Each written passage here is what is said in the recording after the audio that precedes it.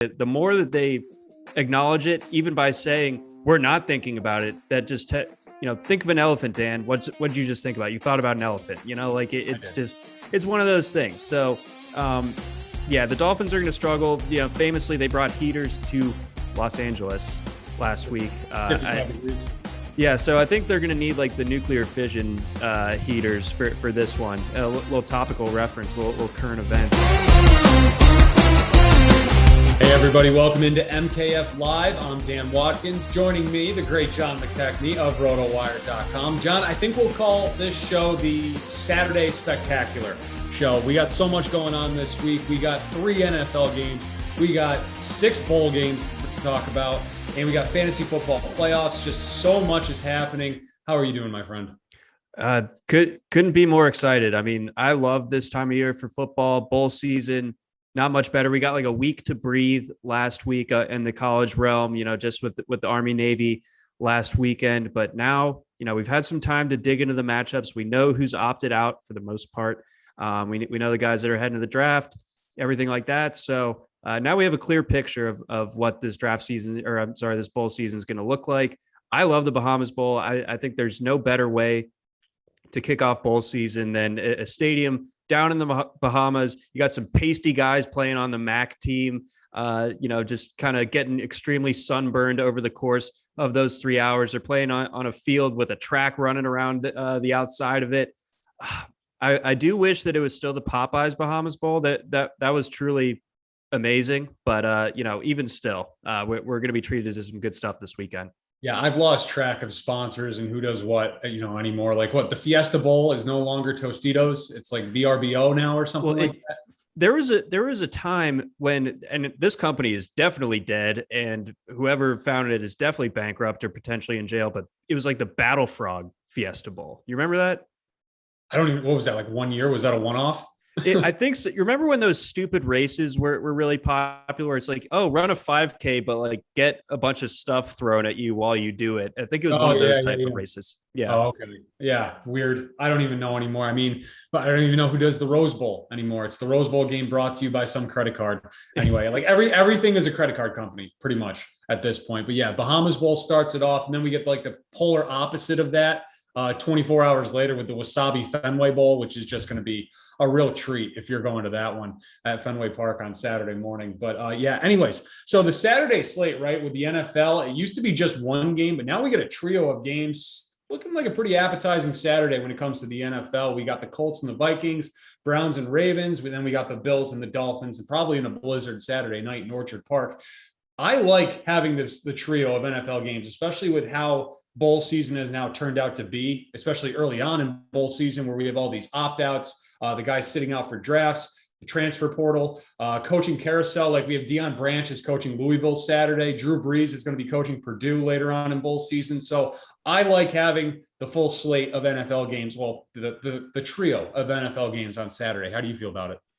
It's nice. I think by nature, I feel like the NFL is kind of like, moving in on my territory here with having a full 9 hours on a Saturday. But at the same time, I can be honest enough to understand that maybe some of those bowl games, maybe they're not the most appealing things in the world to the majority of the football watching population. To me, very exciting.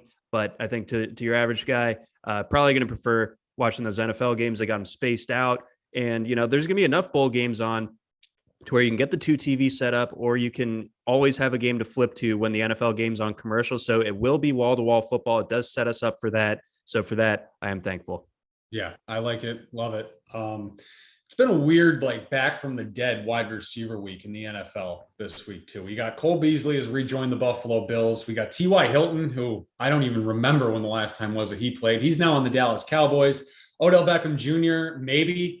Is this the week that he finally signs? Who knows? I mean, he went on the barbershop a couple of weeks ago, and he was like talking about how he basically wants to be like a mercenary and just come in for the playoffs.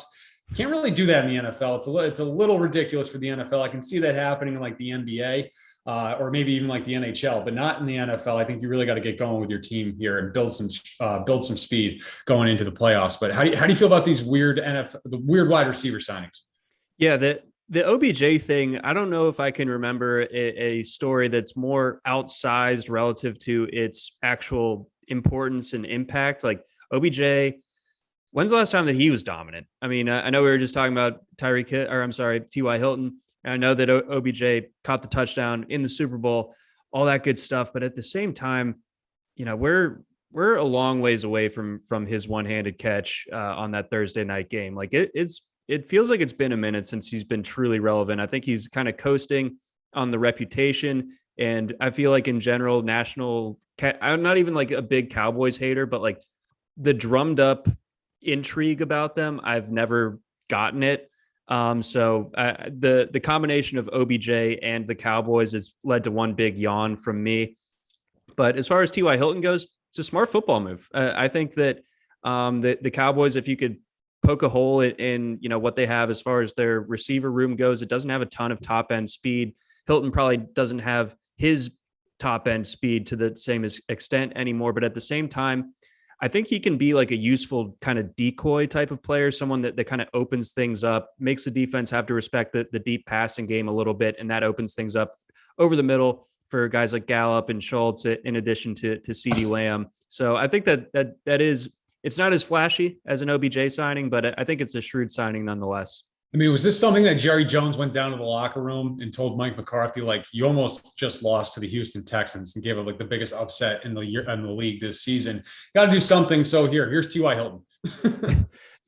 I mean, honestly, that feels like the way that Jerry Jones operates. So yeah, that wouldn't surprise me at all. All right, let's talk about these Saturday games. Colts, Vikings. Vikes are favored by 4 points in that early game.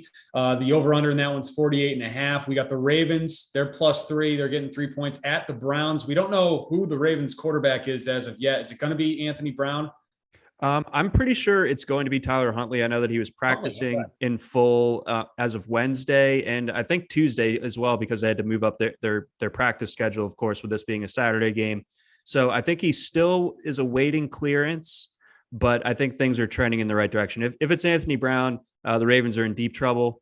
But if it's Tyler Huntley, they have a shot at pulling the road upset here in the division, because the Browns just simply haven't been able to get on track. Deshaun Watson, it turns out, doesn't fix everything for Cleveland.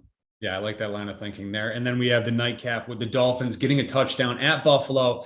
And what I think the latest forecast is like 8 inches of snow Saturday night. So that's going to be a good one. But big question going into Saturday, John, who needs a win more this weekend? The Dolphins or the Vikings?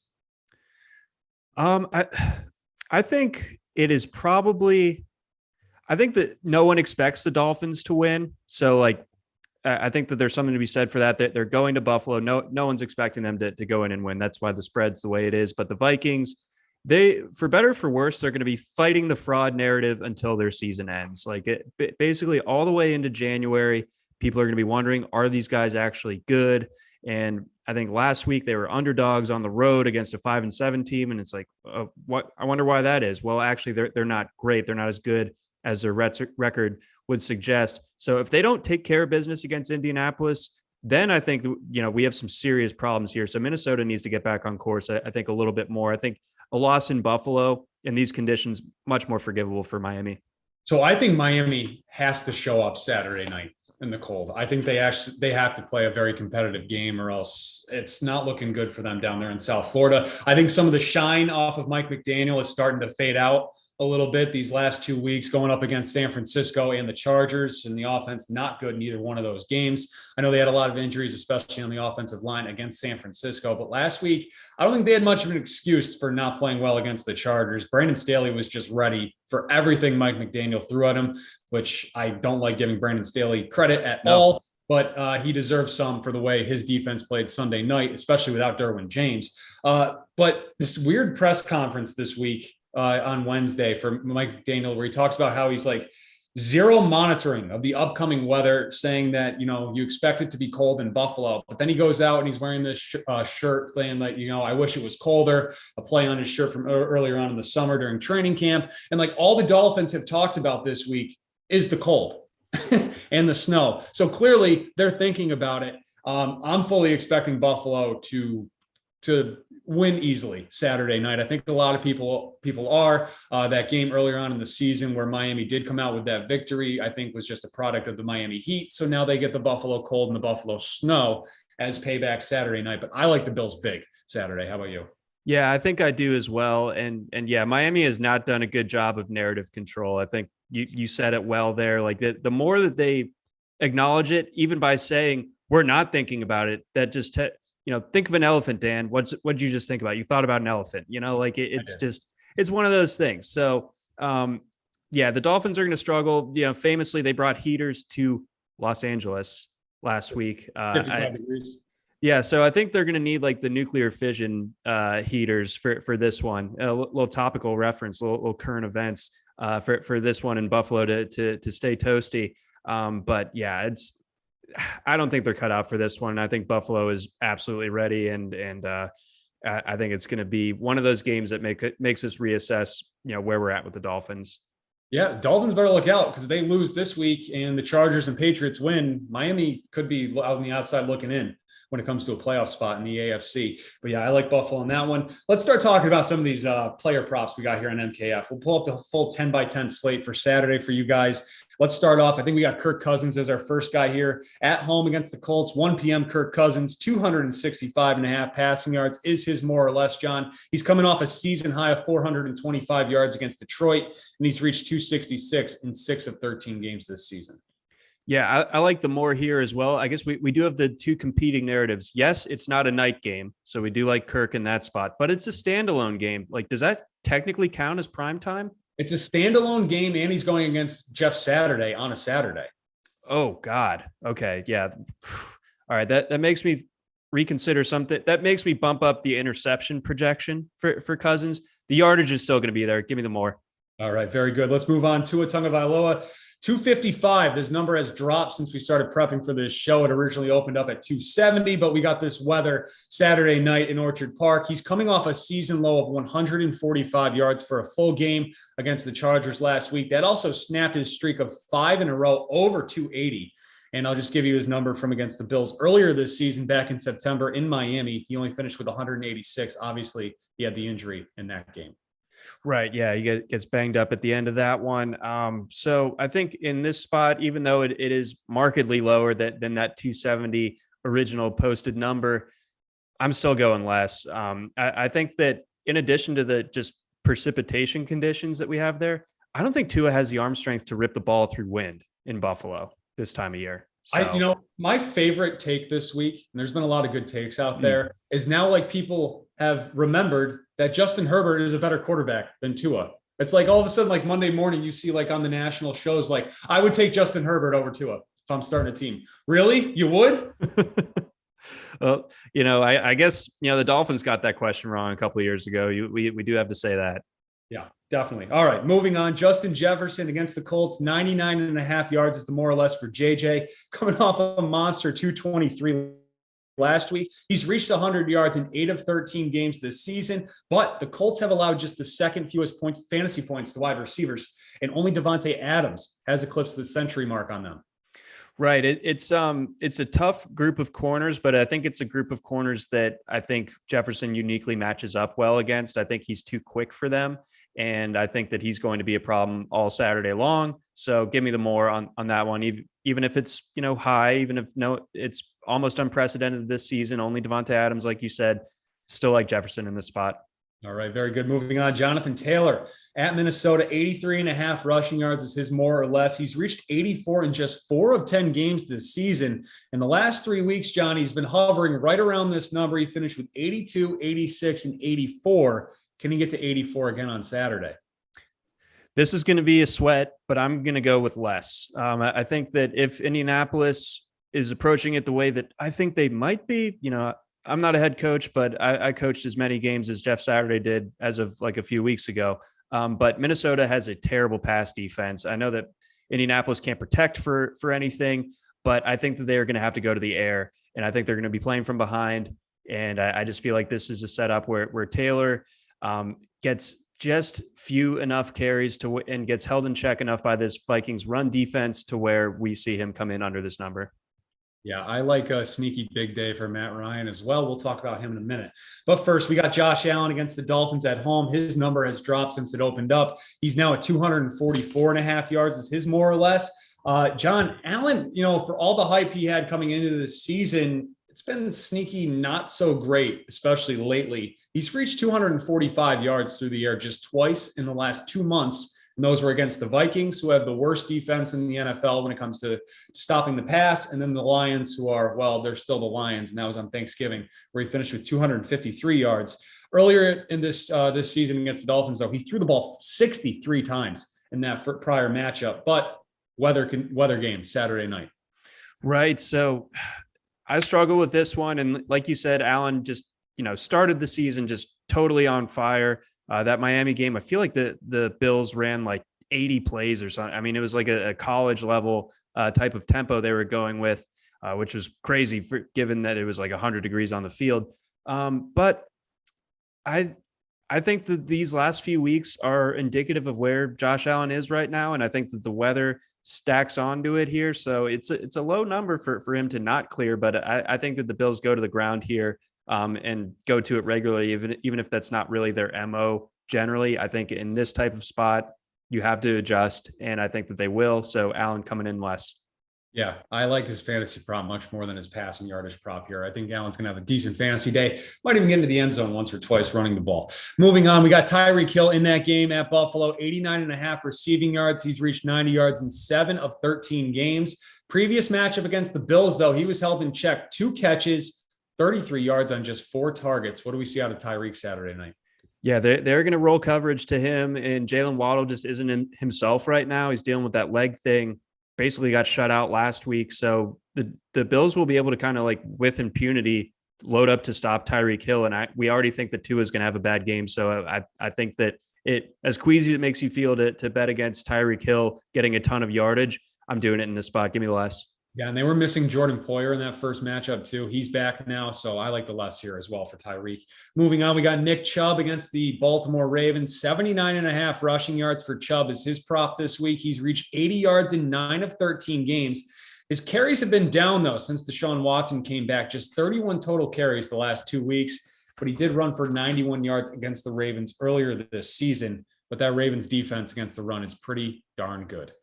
Yes, it is. And I think that you hit the nail on the head with how the offense has changed since Watson got in there. Obviously, the results have been poor, or, they won against Houston, but I mean, they needed the Texans to be the Texans in order to do that.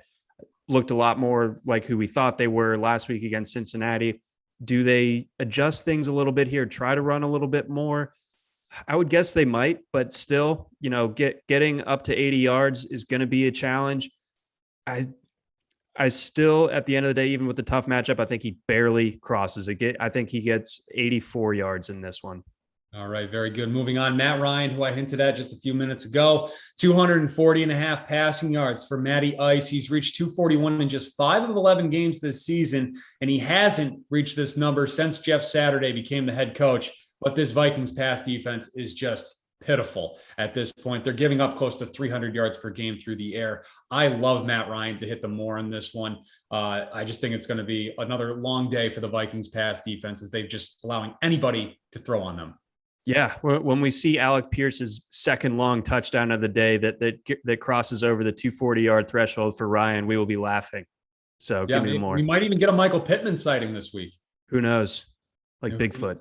Who knows? Just exactly. You know what? I think Minnesota is the perfect place to go find Bigfoot. So let's move on. We got Deshaun Watson against the Ravens, 220 and a half passing yards. He's gone more on this number in 1 of 2 games last week. He finished with 276 against Cincinnati. What do we see from Watson? So the Ravens do have some suspect secondary personnel. They did get Marcus Williams back last week, but Mitchell Trubisky threw for 276, and he didn't even play the full game. So there's guys to exploit beyond Williams and Marlon Humphrey. I think Marcus Peters has definitely lost a step. So I feel pretty good about Watson clearing this number, which is, generously low. And I think it, with good reason, he hasn't played well yet. But I think the Ravens secondary is a bit of a problem if there really is one on their defense. All right. And last up here, I think we got Dalvin Cook, 75.5 rushing yards. 15 carries, 23 yards last week against the Detroit Lions, but he has reached 76 yards in 8 of 13 games this season. I like Dalvin in a touchdown dance this week on MKF too, if I'm going to play that. How do you feel about him? The yardage, I mean, it's been a while since he had a really strong game on the ground. I know he's reached the end zone a couple times in recent weeks, but it's been basically since that Bills game that he was really explosive on the ground. Indianapolis pretty stingy against the run. I could see them slowing him down. So I'm going to go with less here. I could definitely see him with yeah, like you were saying, like 40, 50 yards, frustrating yards per carry average, but finds himself into the end zone. Very good. There are 6 teams playing on Saturday. We just talked about a group of guys from 5 of them. One is missing, and that would be the Baltimore Ravens. John, what's going on in Baltimore? Temperature check. Oh, they're just trying to upset me. The good people at MKF, they know how to get my goat. But it's pretty understandable. I mean, like, other than Dobbins and Andrews, is there like an obvious fantasy guy on this team? I would say no. And Dobbins, he just got back in the mix last week, looked great. Can he do it again for a second week in a row? Hard to say. Again, Tyler Huntley, I think he's going to be the quarterback. That should set up reasonably well for Mark Andrews, but it's been frustrating for Andrews this year. I don't think it's really been his fault too much. And, like, we're looking at basically star receivers. It would be what's different than the rest here if we had like Demarcus Robinson as like the Ravens I saw him receivers. popping off on fantasy scores last week. So, but I'll give you some Mark Andrews numbers here. What do we have for him? We got 3.5 receptions, 49.5 yards, 12.5 fantasy points. Anything you like there? I like the more for both the catches and the yards. Tyler Huntley can basically only throw to his part of the field. So I know the Browns are going to do everything they can to slow Andrews because he really is the only legit pass catcher they have. But I'll guess that Andrews gets enough targets to win out there and get the 4 catches for over 50 yards. All right. Very good. Saturday actually Thursday night is the start of fantasy playoffs for most people if you made the playoffs this season, John. On Saturday, though, anyone that you really need in one of your leagues, whether it's for you or someone that you need to have a bad day. I can tell you for me, I'm going against Stephon Diggs in 3 of my 4 leagues. So I really need that snowstorm to kick into high gear Saturday night. Let's see here. So I have a lot of best ball exposure to this Dolphins offense, and they've gotten me very far. I'm in cashing positions, and I feel like I'm in for a dud from the Dolphins. So my Dolphins portfolio is aging poorly as the season goes on. And all my Jonathan Taylor teams are dead.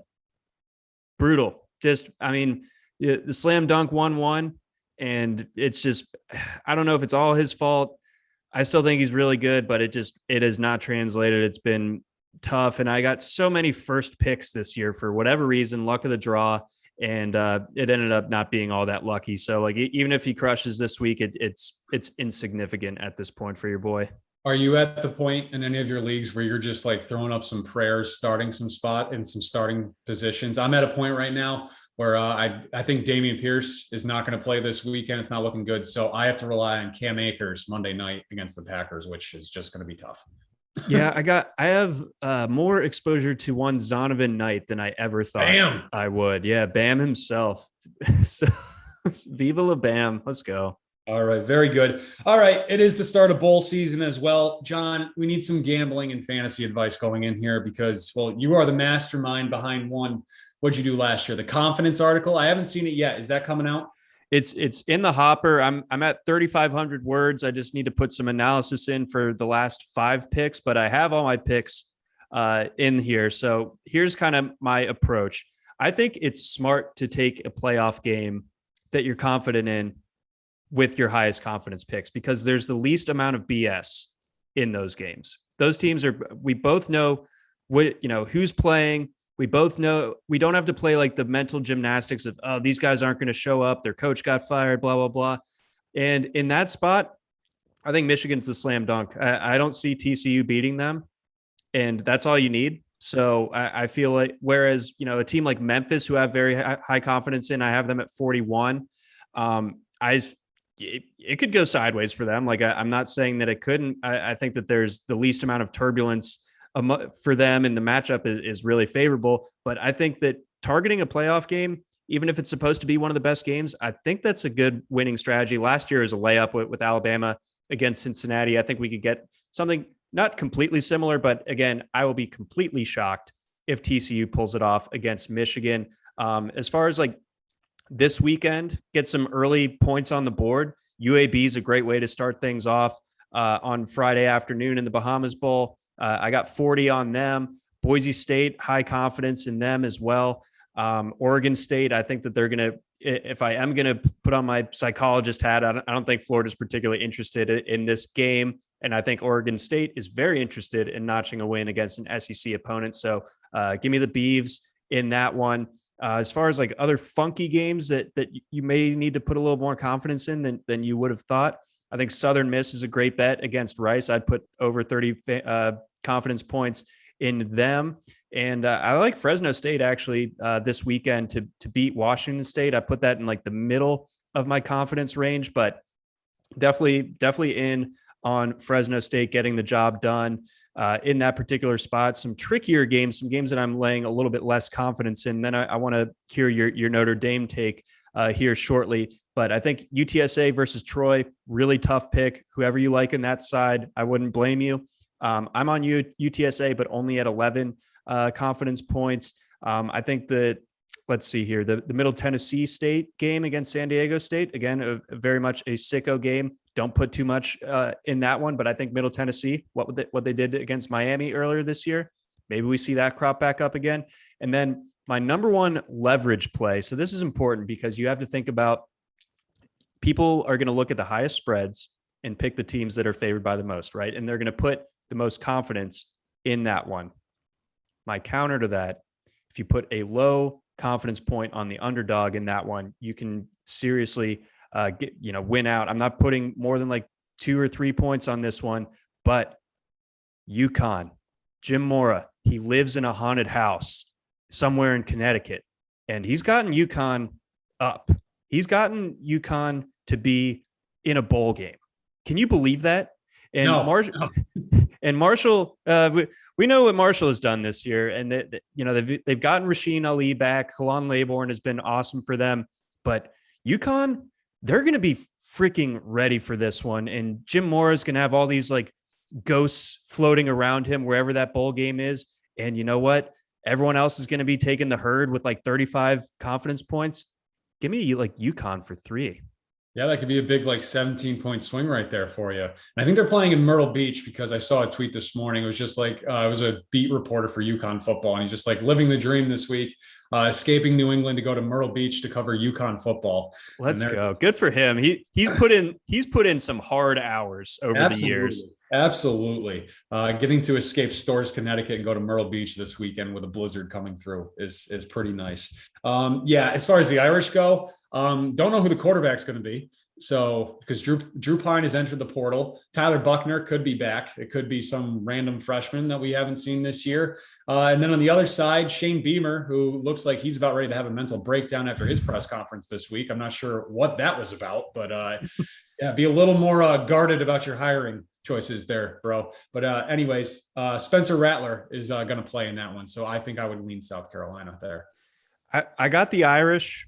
I think that it's mostly because I don't think that we're going to have this prolonged stretch of Spencer Rattler doing what he did those last 2 games. If anything, he needed to play this bowl game like 2 weeks ago and stay hot. I think that the more time he's had to like, maybe I am good, actually. I think it all comes crashing back to earth for him. And I think Notre Dame, obviously their quarterback situation is not ideal. I only have them in the low teens for my confidence, but I think Notre Dame can just play bully ball against them, force some turnovers. Rattler turns back into a pumpkin. Irish win. And where's Georgia? Georgia is at 21. Oh, so little middleman, as far as that goes. Like I think Georgia wins, obviously, but I'm not putting 40 on it. Like I am with Michigan. Like I think Ohio State is a very scary team. They have tremendous pass catching ability. We saw Georgia's secondary for, there's a couple different ways to look at their second half performance in the secondary against LSU, but I'm a little bit concerned about that when it comes to Marvin Harrison Jr., Emeka Ibuka, Julian Fleming, Cade Stover. There's going to be no Trevion Henderson in this one. And in a way, I'd almost rather have Trevion Henderson be playing as a Georgia fan, because maybe Ohio State tries to run a little bit more. And I don't think that they would be able to run on Georgia. So if they're just airing it out 50 plus times, like, could get a little dicey for Georgia. That's all I'll say. And I see that the over under the total in that one has bumped up to 62. It opened at 60. So people are expecting a shootout there in Atlanta. Yes, they certainly are. It's going to be raucous around here. I'll be getting back into town like a day or two before, and I'm expecting I am going to be looking around the city for that Buckeye guy that always has his face, the bald guy with the face paint. I'm going to be keeping an eye, seeing if he's around. Are you going to bark at him? Yeah, maybe tabletop him. I don't know. Oh, all right. Very good. Last thing though, we got to talk about before we wrap things up. Obviously we can't let this pass, but unfortunately Mike Leach passed away this week from heart complications. The college football world lost an iconic figure, coach, character, and person. I mean, just every story you read about him is just like, he obviously touched so many people, and it sucks. It absolutely sucks. I mean, he's someone that we talked about just about every single week on our college football show here. And from whether it's, talking about just like his epic rants on candy, hating neckties, who would win in a mascot battle, which I have listened to 14 times over the last 4 days, because it's just incredible. Talking about, what kind of powers are we talking about with the Sun Devil? But anyways, moving on. And then just his advice on weddings and stuff like that. It's just all great. One of the most iconic figures in football history. I mean, he helped create the air raid, which is hugely responsible for the way we watch football now and the way the game's played. A really interesting guy. He had a law degree, never used it. He instead took a job for $3,000 a year as an assistant on a coaching staff somewhere. He wrote a book on Geronimo and his battle tactics as he was coaching during a full season. He wrote that book. But yeah, Mike Leach will be truly missed. He absolutely will. You really did a great job, kind of eulogizing him and the impact that he had. I believe he also taught a course on the art of war or something. Yes. While he was at Washington State. I brought it to Mississippi State too. I so wish I could have taken that class just to hear his gravelly voice just yammering on about whatever it was. And I mean, he's just the best. He was so, in a sport where the coaches are so stuffy and so holier than now, and so just everything that they say has to be manicured. He was completely himself all the time. Whether it rubbed you the wrong way or not, he was completely genuine. And in a sport where that's rare and that's lacking, I think that's super appreciated. And I think that he was really a unique cat. I think that, the football world really lost a giant with Mike Leach passing this week, and it devastating news. It was real troubling to see that on Sunday. And then of course, Monday, everyone's just kind of holding their breath, and Tuesday it happens, and his tough week, and he's definitely going to be missed. And I think that if there's any kind of silver lining, it's we've been able to see this massive outpouring of great Mike Leach stories that we can kind of hold on to and remember. And that's been the only really, kind of silver lining to all of this. Yeah, I've gone down the rabbit hole on multiple videos and stories, and some of them are just absolutely incredible. And I hope someone can put all this together in a book at some point, because I will be right in line to buy that. Oh, yeah. Truly one of a kind, Mike Leach. But that's going to do it for us this week on MKF Live. And good luck on your contest on Saturday. Nick and I will be back with a Sunday preview, because there's a lot to talk about on Sunday in the NFL as well. Don't forget to hit subscribe on our YouTube page at Monkey Knife Fight, and good luck this weekend, everybody.